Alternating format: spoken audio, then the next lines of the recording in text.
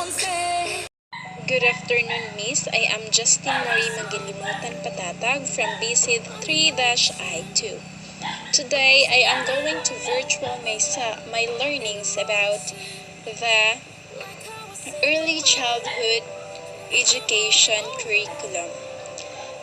According to Robert Penn Warren, history cannot give us a program for the future, but it can give us a fuller understanding of ourselves and of our common humanity so that we can better face the future.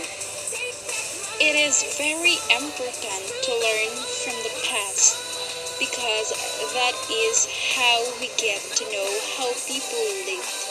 Besides that, people get to learn from past mistakes in an effort to lead a better life. Learning from the past also helps in the understanding of the present and the possible future. The history of early childhood education. Europe is considered to be one of the sources of influential educational ideas that has transformed the United States of America.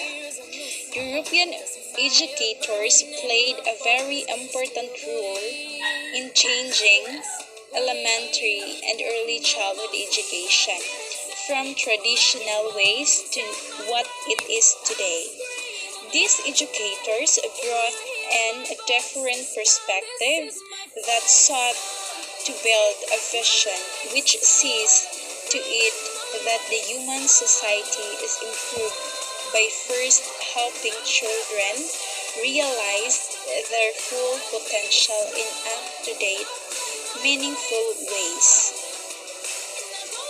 The kindergarten, nursery school, and child care movements were mainly propelled by the Industrial Revolution, whereby mothers found themselves going out to work in the factory labor force. There was no one to take care of their children, and therefore found themselves taking them to these institutions. Aside from this, several philosophers such as John Locke, Jean-Jacques Rousseau, and methodology creators such as Maria Montessori, John Amos Comenius, and Johann Heinrich Pestalozzi provided the philosophical foundations that necessitated children go to these institutions. This was because the needs of the children must be adapted to an early childhood curriculum. African Americans, Hispanic Americans, and Native Americans had a history of lack of education. There was also a very high dropout rate of these groups.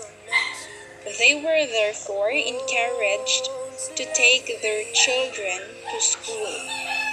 This led to the introduction Free Head Start program which benefit them and encourage many parents to take their children to school. Trends in early childhood influenced the launch of the National Head Start program in so many ways. First, there was need for children to get a comprehensive education early on in life before getting into elementary school. Before the 1960s, kindergarten and early childhood education was unaccessible to about 40% of the American population, and there was need to extend it to the rest of the population. The goodness of early childhood had been experienced, therefore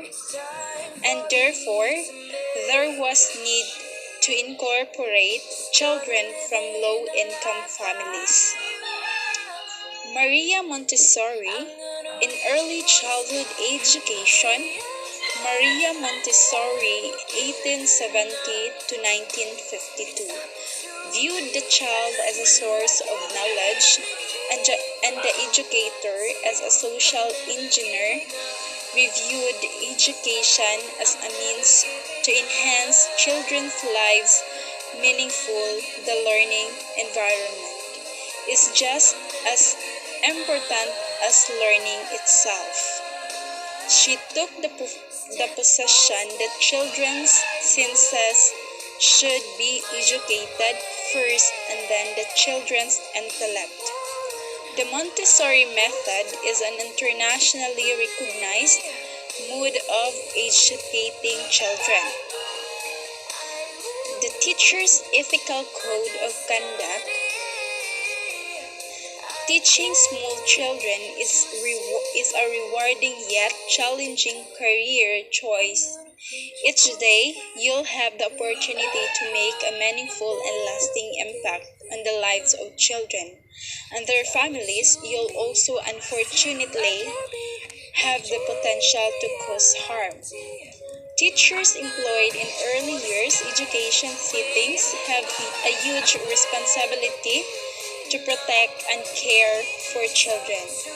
It is vital for every early childhood practitioner to have knowledge of the code and skills in applying it in their daily practice. Teachers should comply with and refer to a code of ethics to aid teach in the most appropriate and ethical way, as well as a guide to help deal with dilemmas.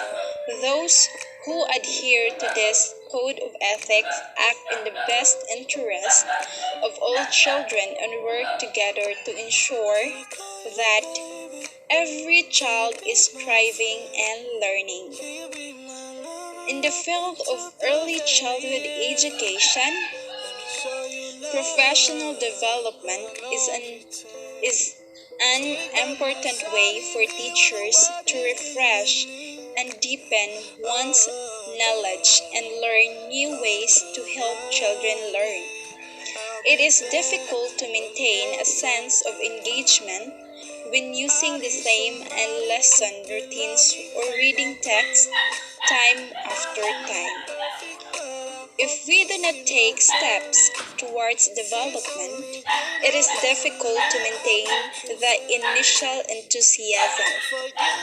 The code of ethics in early education also includes teachers' responsibilities toward parents.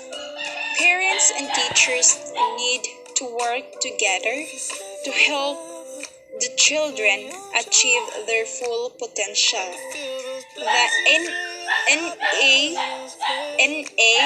NAEYC Code of Ethics for Teachers help educators work with families and aid open communication between home and school.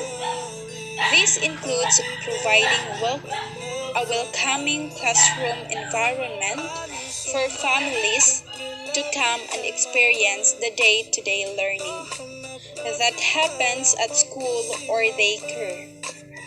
The guidelines also state that all possible provisions must have been taken to ensure that parents can understand literature sent home in their home language. According to Maria Montessori, we discover that education is not something which the teacher does, but that it is a natural process which develops spontaneously in the human being. According to Dr. Arona Kalam R., if you are not following the professional ethics and not acting professionally in a professional environment, then you are unfit to state that you are a professional person. And that would be all. Thank you. With it, girl, rock with it, girl. Show them it, girl. With a bang bang. Bounce with it, girl. Dance with it, girl. Get with it, girl. Put a bang bang.